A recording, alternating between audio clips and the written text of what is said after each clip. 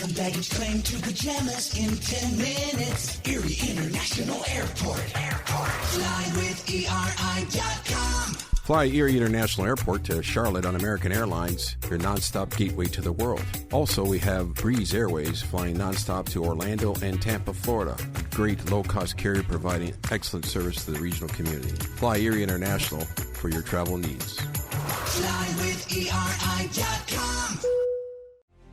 You have been called to do good, to feed the hungry, to love with action, to be a light in the darkness, to love your neighbor, to teach wisdom, to walk humbly, to love mercy, to care for the least of these. Will you accept the call? This is our city. Our mission. Visit eriecitymission.org/volunteer to accept the call today.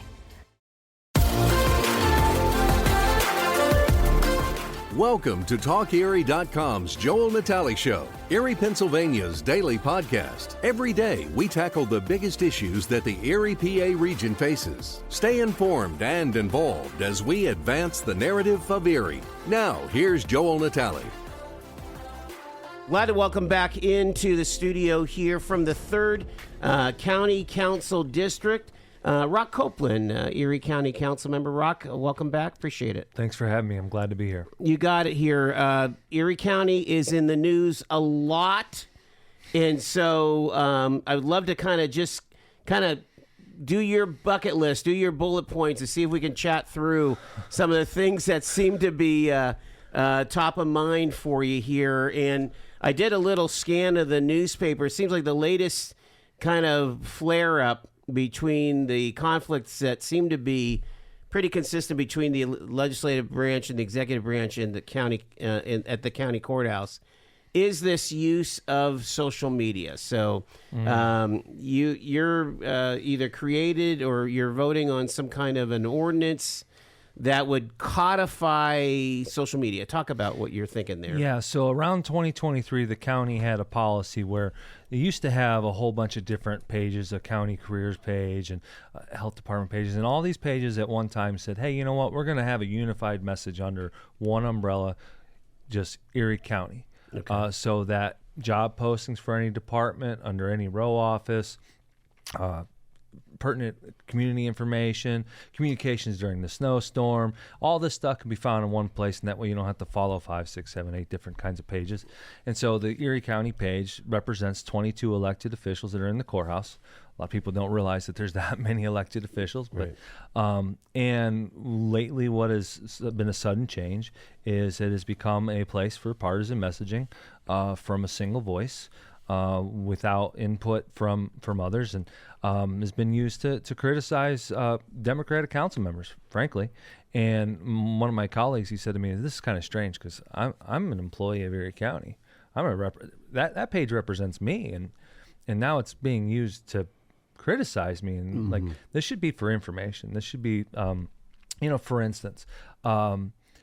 I noticed that the county careers page has started posting in the last couple of days after 2 years of dormancy. Nobody follows it anymore. They have like 300 followers.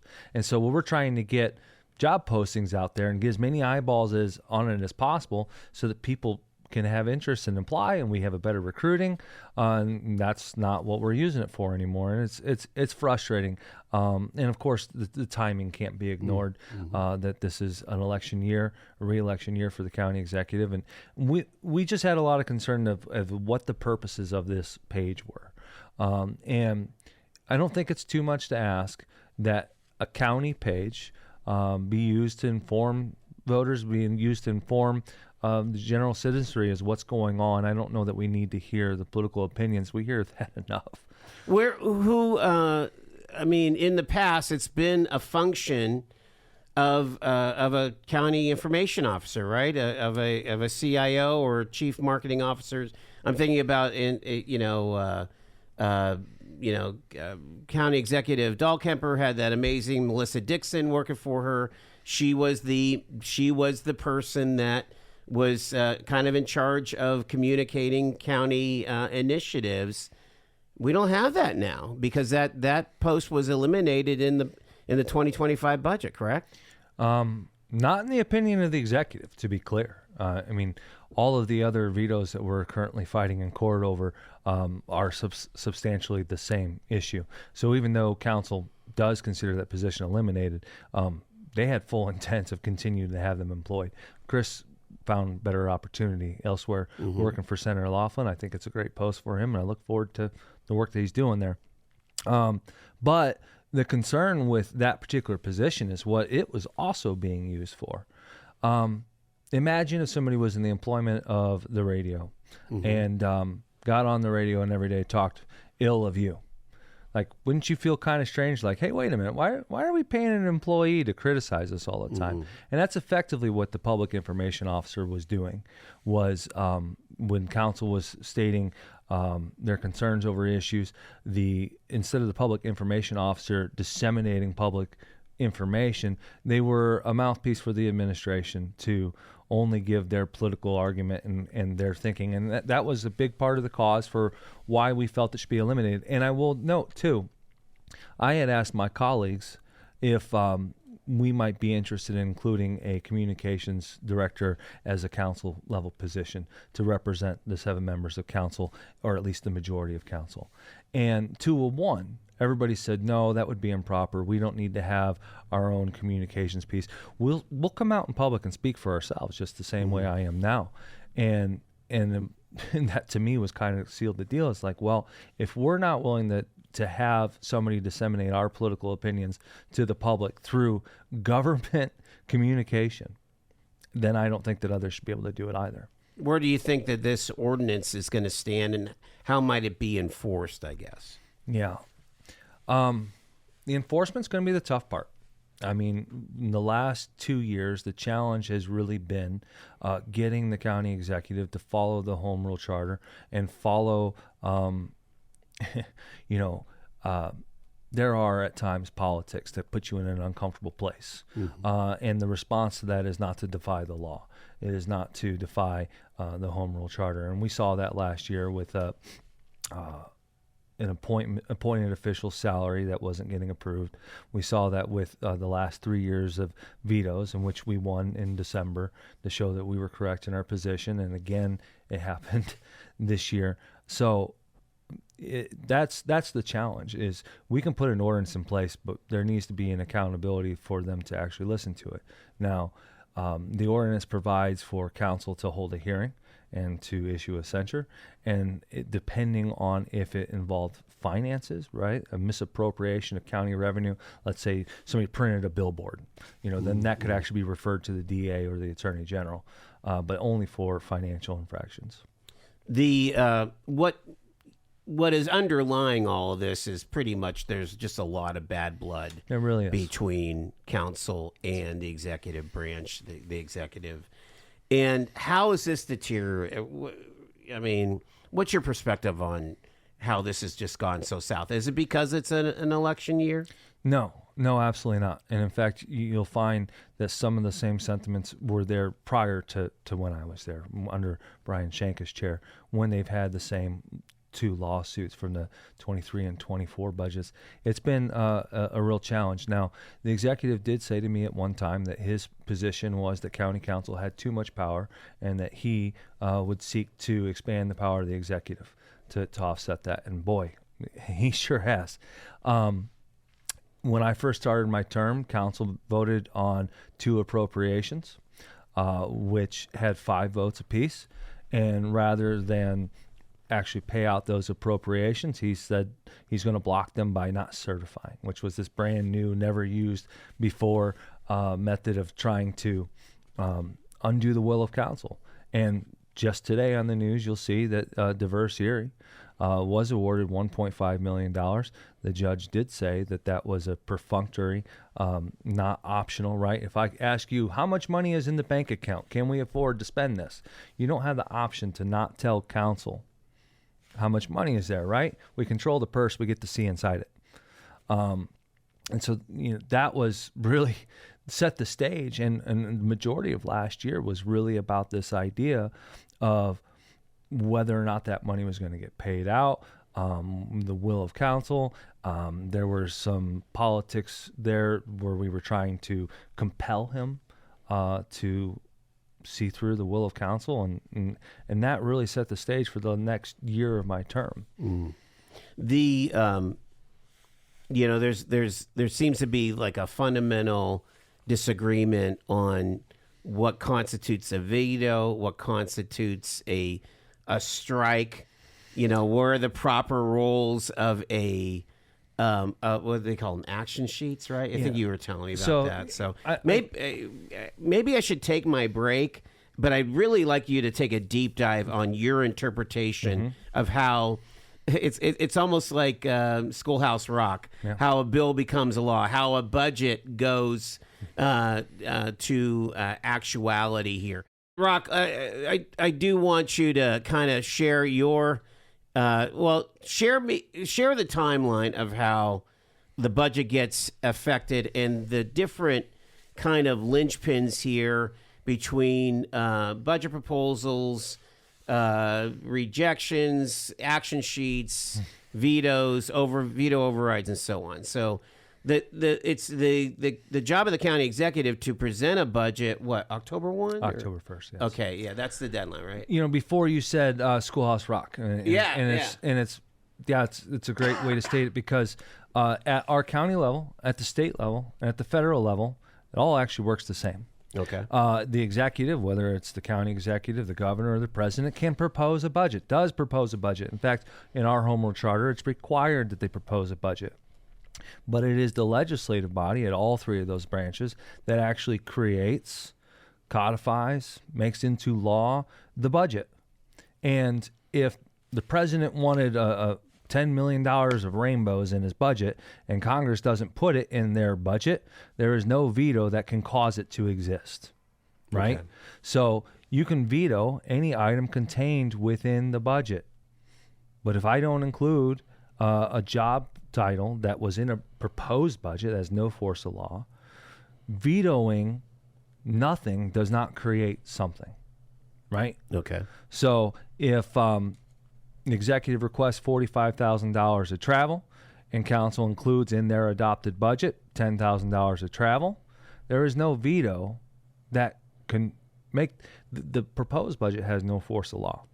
Now, what Attorney Spiros is pointing to is the process by which we arrive at our adopted budget, because we do take the proposed budget as a baseline out of a matter of convenience, but also deference, that the majority of the executive's requests get approved.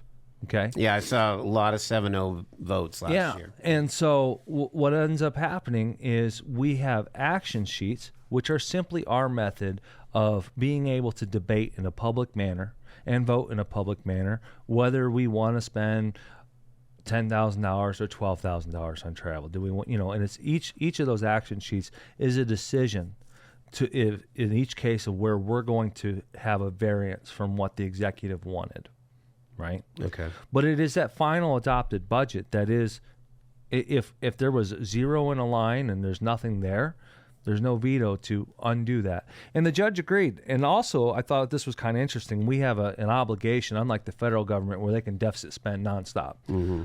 We can't. We have to have a balanced budget. Right. Revenues and expenditures have to match. And if we set the millage at X and it matches our expenses and the budget is balanced, and then he can then add in additional expenses after we've already made all the revenue decisions, it would create an imbalanced budget. It would put us out of compliance with that requirement. And I can understand how Spiros arrives at that idea. It is an interesting argument. It gives you a second to think about it. But when you realize that the legislative body always holds the purse strings, that's just how it is. The executive can always veto and say, no, we're not going to spend that money. If we said we wanted to give, I don't know, $10 billion to Albion, the executive could just go, nope, first of all, we don't have that, Right. But it's interesting, but it's just, when you start to put it in the context of just how the American system works, it doesn't hold water. What I'm hearing from the executive is that that by striking something from an agenda, it's almost becoming a super veto on the behalf of the legislature. That it's like a veto of the veto power of the executive. I can understand that the executive might not like when he doesn't get his way. That makes sense. The fact is, by taking the vote on that veto, it would recognize it legally as to say that is a legal action. You're allowed to do that, and in some cases have it fail 5-2. In other cases, that doesn't track. We're not going to take a vote on something that was an illegal action, anyways, right? Okay, so you're saying it's an illegal action? Yes. Okay. Striking it from our agenda, and the way that the ordinance is written is very clearly stating that this is an improper use of the veto. You cannot veto to create something that is not in our budget. If it's not in our adopted budget, you can't add to it. You can only veto, which means remove entirely, or reduce. If the writers of the Home Rule Charter wanted the veto to also be able to increase, they would have said so. But it says veto or reduce. And that's just the only position I can imagine a sane person taking, honestly. Have there been strikes that have kind of burned council insofar as... Absolutely. For example, County Executive Davis has brought up the point that we needed to spend money that was coming in on a federal program. It got struck, and then it had to be added back to the budget. Talk about that. Yeah, absolutely. And there are not many places where Davis and I agree, but that is certainly one of them. I remember one was for $15,000 of advertising in the planning department. Okay. And council had eliminated that, not realizing that it was actually a requirement of the grant from the CBDG that you have to advertise, and then we would have to modify. And it is frustrating at times in the 7.5 hour long meeting with 100 different items to vote for, where bad decisions had been made in the past. I find that frustrating. I tried my damnedest to make sure that did not happen in this budget, and came pretty close. Yeah. I was on the losing side of one vote that I regret that was eliminated. But the fact is, even though Mr. Davis might like to exercise additional power to correct what he sees as a mistake, if it's not in your legal authority to correct that mistake, I'm sorry.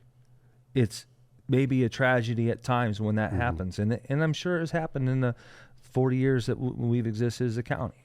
I'm sure it has. But that's not... Just because something should not have been done a certain way doesn't mean that a new veto power should suddenly be created to try to offset that. He is in Spiros. He is appealing the decision of the Commonwealth Court, of the Common Pleas Court, going to Commonwealth Court over the, I guess, what would that be, 2023 and 2024 budgets? 24, yeah. That was decided in November.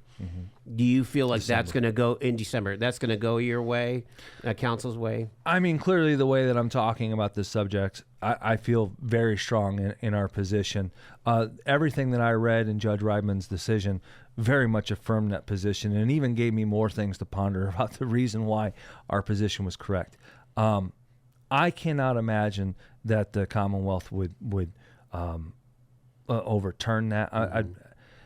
There's, first of all, there's a lot of deference given to the lower courts, right? It's a little harder to win on an appeal than on the initial case.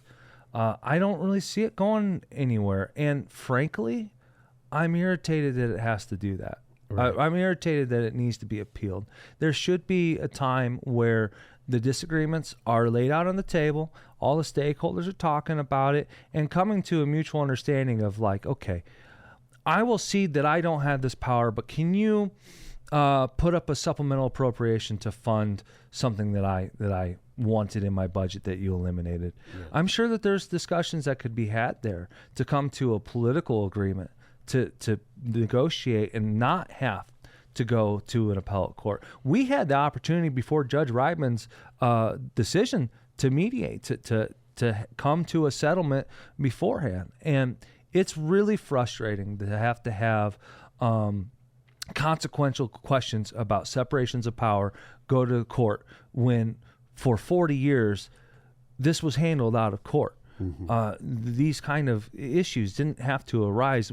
This is a new assertion of power that had not been done by prior executives, and for good reason.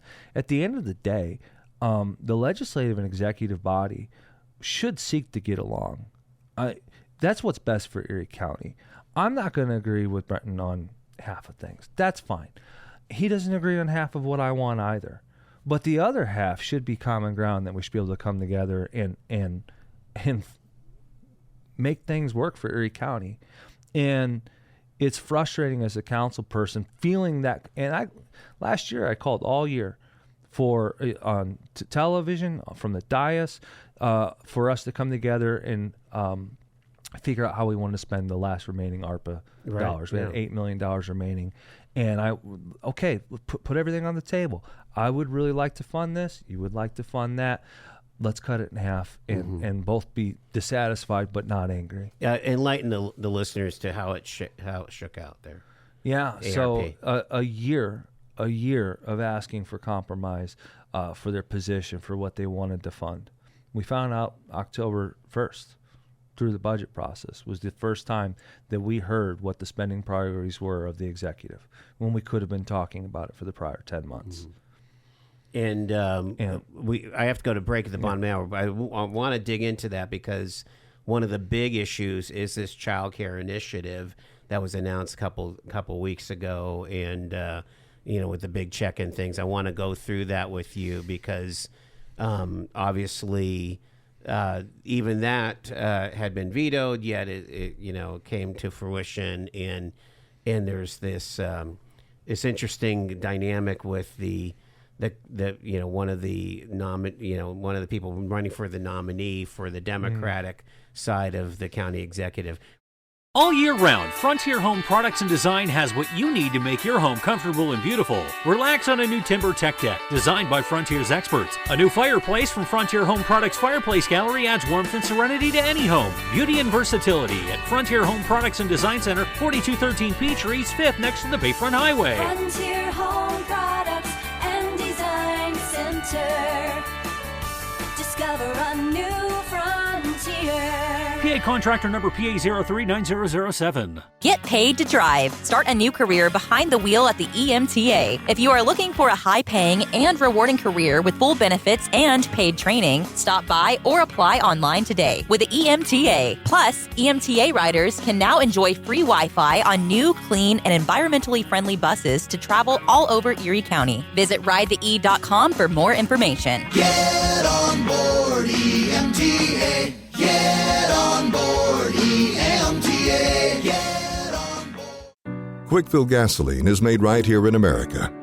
United Refining Company, who operates Quickfill, refines its gasoline from North American crude oil in Warren, Pennsylvania.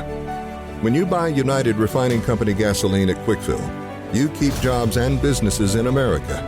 And you keep American families strong. You don't need to send your money overseas when you buy gasoline. Buy American-made gasoline at Quickfill. Quickfill, driving America. I want to share a text for you. Take it for as it comes. Here we go. Joel, there's been an effort by the Democrat Party to instill one-party rule in county council. Case in point, the Democratic Party of D.C. injected $225,000 to defeat Brian Schenck. That's a hell of a lot of out-of-town money coming in from a place like D.C. Recent history confirms that the Democratic Party is all about raw power, not the best for their constituents. Can you react to that? Again, that's somebody texting that into me here. I respectfully would state that it would be a misunderstanding of party structures at a county, state, or federal level. That's a lot of money, though. Very little of what's going on in D.C. is having any effect here. People that are on county council now, Democrat or Republican, are your neighbors. They're concerned about their neighbors. They're concerned about their communities. The fact that partisanship gets so injected so heavily at the municipal level is really harmful to us. Like we're not even agreeing on a base set of facts. That's a problem. Facts don't change whether presented by a Democrat or a Republican. Everything that I've talked about, I can point to a piece of paper and show you exactly where this is coming from. And so, respectfully, people of both parties at the municipal level are your neighbors that should be there because they care about you, and nothing more. There's a consolidation of power. No, 7 different people get elected, in different cycles, and right now the power balance happens to be Democratic. That's elections. That's the American system. That's the point. Our representatives have elected us to represent them, and our viewpoints and policy are born of our own thoughts and not being pushed. Now, specifically citing the money that had gotten into the race there, that was a PAC that was solely focused on election integrity. That if people were election deniers that were on the board of election and yet somehow said that the election was rigged, stolen, whatever it be, that they were coming calm, because it's really important that the people talking about the federal election. They were, Schenck had a target on his back because of. But being on the board of elections gives you enough information to know that in 67 counties in Pennsylvania on the same day, 67 counties, we hold 67 different elections. Nationwide, it's 3,000 different elections that happen in each county across the country. And knowing firsthand, being in the room as the ballots are coming in and understanding that process, being in direct control, a supervisor of the department that is seeing that election through, that's actually my favorite thing about being on the board of elections, because it is that one place where partisanship really does seem to fall away entirely. All 7 of us want free, fair, open elections. No funny business. Just we care about making the process efficient so that people aren't waiting a long time. It really is about a fundamental belief in our democracy, and it's the one place where we all agree. For us then to later go into another venue and say elections are somehow false poses a problem. And so, I'm sorry, but that does put a target on your back. Let me ask you again, you brought up the election board, and so there's a picture of you standing with Perry Wood at the library at his announcement for the Democratic nomination for county executive. As who's going to be presiding over the election board in 2025, was that an appropriate place for you to be? I believe so, yes. First of all, there's been a couple people throwing around, ethics violation. There are no ethics rules, no laws, local, state, or otherwise, that say that Board of Elections people cannot endorse. In fact, in Allegheny County, the Republican Party chair was on the Board of Elections for a long period of time. People on the Board of Elections are elected officials. We ourselves participate in elections. We organize with parties. I think it's kind of expected that I would have, especially being a county council person, I do care who's in that chair, because it makes a big impact on my life and a big impact on the lives of everybody in Erie County. Now, dealing with the question of ethics, you know what the Board of Elections doesn't do? We don't decide the outcome of the election, period. Now, if for some reason someone thought that I voted for something on the Board of Elections in order to give one person favor or another, come talk to me, because that's just not the case. We are capable of wearing different hats.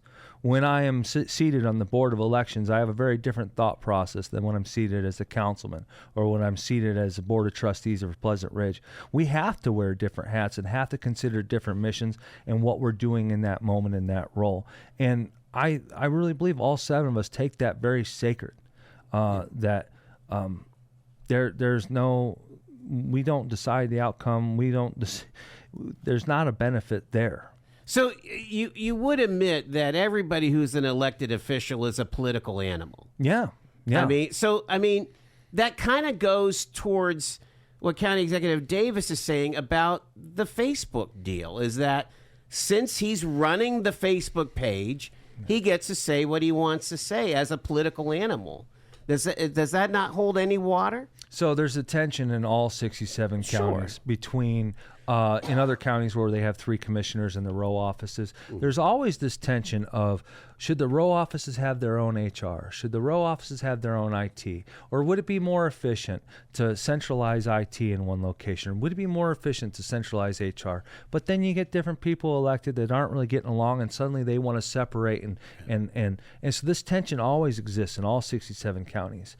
And Erie County has made a substantial step towards consolidation of services, that the administration provides IT support, they provide the HR, and it sure would be not a great thing if the HR department suddenly started acting in a political manner and only hiring people from certain parties, right? So we have to acknowledge that in the administration of government that there is nonpartisanship, that people that are working in OCY are not taking up cases based on whether they're a Democrat or Republican. So the actual organization and the work being done by government should be done in a nonpartisan manner, and that includes IT. And that includes our communications that go out to the public for public information. Now, I have an elected official page, a county councilman that says I'm an official government elected person. I'll say whatever I want on there. Yeah. I invite anyone to do so if they feel that that's the need. But that page had been set up by policy, right? Our digital policy defines, here are the pages that represent Erie County government. Here is the appropriate conduct. Here's the way to interact. Here's what you do with offensive comments. These policies already exist. And the fact is, some people don't believe that the policy constrains an elected official. But it should, as a matter of course. If I'm an elected official, I ought to abide by the same rules that I enforce upon my employees. And so I don't think it's a hard thing to say, Mr. Davis, this has been a county asset before you and will remain so after you, that this page is not the administration's by just by caveat, like this is something that was set up as a resource for the entire county, 22 elected officials, 3 branches of government, the DA, the sheriff, the coroner, this is for all of us. That represents the entirety of Erie County government. And it's doing us a disservice because now the county careers page is back up, making job postings the way that the other page used to, and it gets seen by 300 people. All down. And it's it seems like to me, again, this is my editorial comment, that maybe we should pay for a CIO. We should pay for a chief information officer. Yeah, I would hold the same standard to that CIO. Yeah, and that is a big part of the issue. It's a professional job to represent the entire county. All right, I want to talk about ARP because we got what is it? We had to spend it this year. Is that what it is? No, it had to be appropriated. Had to be obligated. Yeah. Obligated. Appropriate is one thing. You could always appropriate and not spend, right? Right. Or you could reappropriate, as sometimes we do. Okay. The bar at the end of the year was that it was obligated, locked in, final answer. This is what we're going to spend it on. And what was the game plan? How much was left, and what were some of the big chunks, not the little stuff? Yeah, roughly $8 million out of the 52 that we had been appropriated. The last little bit of opportunity to make an impact in the community. The game plan. Well, like I said, council had made very clear what their spending priorities were the very first meeting of the year last year. We wanted to invest in Diverse Erie, where we had retracted investment, and where a lot of our constituents were saying that was wrong, that we pulled back. They had $3.5 million that had been appropriated to them and never sent. Okay, and we came back at 1.5. Which is quite a bit less than they still had been promised at one time. And we also wanted to allocate $1 million to ECCM for grants to help with our homeless issue. Not as the solution, but the shot in the arm to try to help the community combat the major problem of homelessness that we have here. And again, that's Erie County Care Management. Yes. Yeah. And executive just flatly said no and refused to give them the money until around, I think, November, ECCM finally did receive their $1 million.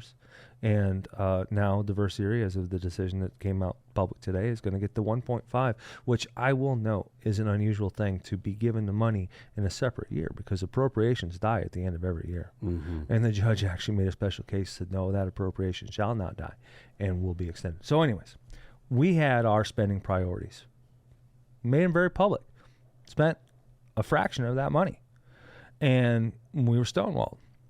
And I called quite a few times. What do you want to? What's your spending priorities? Where do you want the money to go? Let's talk about this. You're uncomfortable with 1.5 to Diverse Erie? How about $1 million? Right? This is the compromise. This is how the sausage is made. That we should compromise and make sure that we're all benefiting the community of Erie. October 1st, the budget comes out, and then we find out what the spending priorities are, and it comes with a dare. And says, you can't possibly obligate this by the end of the year. If you try to move any of this money around, it's all going to go back. It's a pretty direct threat. So council had a real issue because we weren't going to want to spend, I think it was $6.5 million all going to municipal gap fund, one purpose, substantial majority of the money. There was $1 million of homeless grants that we left in. We said, yeah, that's good. We like that. And then $500,000 to go to the planning department for the homeless, or not homeless, childcare. Yeah. Which I'll point out, Wednesday night when the county executive was on the show, one of the first statements he made was that he always had $2.5 million in his budget to childcare, and that council only changed where it was going. That's a demonstrable lie, or at best a horrible misremembering. So council got together. I talked with everyone about what they were interested in. Chris Drexel was talking a lot about an organization called the JAM Team, which is a nonprofit that helps to combat the child care desert and low quality child care. That's their advocacy thing, right? Yeah. The Jefferson had done a study on it, showed we had 2,500 slots that were open. Yep. They said this is the amount of money it would take to solve the issue. So there were a bunch of people working on this, and that was Chris's passion project. He says he really wanted to do that. Andre really wanted to fund Diverse Erie. At the time, we felt that our appropriation of 1.5 was going nowhere, and this was our last opportunity in the budget to actually get that money out. And then I felt really strongly about getting money to Grow Erie, which we had previously defunded, which is terrible economic development. If you want to support economic development, you can't pull money out of projects left and right, and people need stability and know that when you make a commitment that you follow through on that commitment. And then I wanted to invest money in affordable housing and supportive housing, with in mind specifically that Infant Erie had a couple projects on the horizon, whether it's a community land trust, which I geek out for. I love community land trust ideas. The supportive housing facility on 21st Street.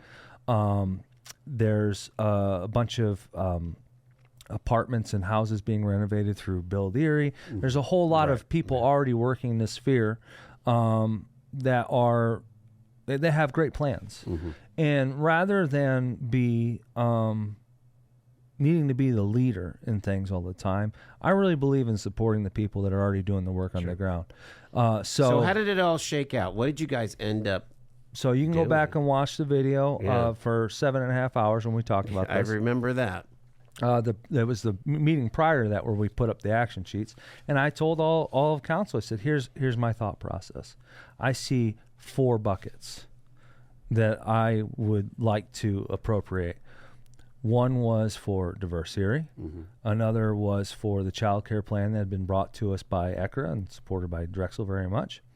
One was for Grow Erie. And then the last was supportive housing. And the key was 3 entities are great at grant giving. Diverse Erie, ECRA, and the Redevelopment Authority. And all 3 already had contracts with the county to disperse ARPA funding before. And so the thought process was, okay, let's put the money within these entities and tell them what we want to target. We want to target minority communities that have been left behind, particularly in the COVID crisis, where that money was really intended to help people most disaffected by COVID. I wanted to contribute to an industry, the childcare industry, that was decimated by COVID. And I wanted to contribute to housing, which was also decimated by COVID. Prices just shot through the roof. Absolutely. We need affordable housing. And all three of these entities have an independent citizen board, not politicians looking to get reelected, but citizens that are going to review grants on a basis of need and disperse the money in a non-political way. Mm-hmm. And at that time, I said, look, the first 3 buckets I feel real strongly about. But if this last one, you want to spend it on something else, I'm all ears. And I even said, do you want to spend this on the municipal gap fund? Mm-hmm. And not one of my colleagues spoke up for it. Mr. Winarski did speak up, and he says, I would like to invest money in Relco. I said, tell me about that. It's the emergency lights Right, on the stoplights, and our systems are antiquated, need to be updated. How much does that cost? It's $150,000. That sounds like a terrific investment in our community. Right. And that was the one change that was made in the deliberations where I put forward a plan and asked for input. And then we took the votes on it. Yeah. And that's how we ended up with our adopted budget. So, and these have these all gone through, or are these kind of now in the middle of all of the dispute over the vetoes? And so all 4 of those buckets had been vetoed. Okay. And if my budget that I've adopted contains within it $2.5 million for ECRA for the child care fund and does not contain within the municipal gap fund, vetoing that appropriation does not revert it back to what you proposed. We said no to what you proposed. We already did that. We said no, right? So we actually had to separate out and say, look, if your veto reduces our expense, that we can't spend that money on going to diverse Erie, that's a valid veto. And we'll vote to override that. But we'll strike the idea that it somehow reverts to what you proposed, because it just doesn't. It doesn't work that way. And so I'm running out of time. Yeah, I'm sorry. We're talking to Rock Copeland here. I got a couple minutes left. I'm just trying to see how this, if there's any kind of conclusion in where do we move forward. It sounds like that we are putting $2.5 million of ARP money into ECRA for the child care. They'll minister it and actually match it with gaming revenue money, right? So we have $5 million. That was the one change to the ARPA that survived the budget process, the $2.5 million. And then the diverse Erie, because of this court settlement, looks like that's coming to fruition, right? Well, that was the appropriation from January of the prior year. And so okay, gotcha. The challenge is if we failed to override to sustain our appropriation, but we say that doesn't mean that it just defaults back to your prior spending, that's a problem. Mm-hmm. What is it about the municipal gap funding? Because the county executive will say, well, I'm able to leverage this on a 5X or a 7X, whereas even with the child care was only a 1X or a 2X, I should say. And this is just my point of view. Can't speak to my colleagues. Look, there are a lot of state funds available for municipalities for roads and infrastructure. There's a lot of money at the federal government, particularly with the Infrastructure Act that had been passed just recently. There's a lot of money that's already provided by the state and the federal government. And what Erie County has never really been made to do is to also have a whole bunch of these funds to fund municipalities, because out of a $583 million budget, it's somewhere around there, 563, somewhere around there. It's remarkably tight. I mean, so much pass through with $93 million of that is property taxes. Yeah. All right. So if you want to spend, let's say, every year, $5 million on municipal projects separate from your municipal taxes, by all means, we could raise the taxes to $100 million. I don't think we should do that. It sounds really strange. I feel weird that so many times I feel like my position is the more conservative position than Davis. I didn't want to create a municipal welfare fund where now they're suddenly dependent not only on the state and the federal dollars that they're already dependent on, but now they're dependent on our dollars. And the difference being is that the state mandates their services. The state mandates that they pave the roads. The state mandates that they provide the EMS service. The state right? Okay. And so we're not part of that mandamus. Mm-hmm. The state ought to be the funder that provides for the mandates that they put forward. And I don't want to expand the footprint of Erie County outside of that normal purview. Mm-hmm. Now, of course, we do have a municipal infrastructure hand in the county planning office. Okay. But that's largely administering grants from other organizations. Mm-hmm. And look, when the state gives you $2 million to pave a road and they say, you need to invest 10% locally. Right. To show us how important this is. Show us that this matters to you. Invest the 10%. I've got 30 seconds. They ought to. Sorry. Let's put a bow on this. Yeah. Do you get any kind of sense that that there will be any capability of this council and this executive to work any better in 2025? Or do we need to see what the results of an election will mean? I truly hope so. I mean, even just last night at a finance committee meeting, we were talking about if we could just get a supplemental appropriation to deal with one of the issues that's in our lawsuit. We both arrive at the same position. We both arrive at the same spending total. Everyone's ready and prepared to vote for this, and it gets removed from our litigation. And so that compromise has been put on the table, and I hope it's taken because we need to have that compromise to make county government work. I'm sorry, I'm out of time. Rock Copeland, representing the 3rd District of Erie County Council. Thank you so much for taking the time in your candor. Really appreciate it.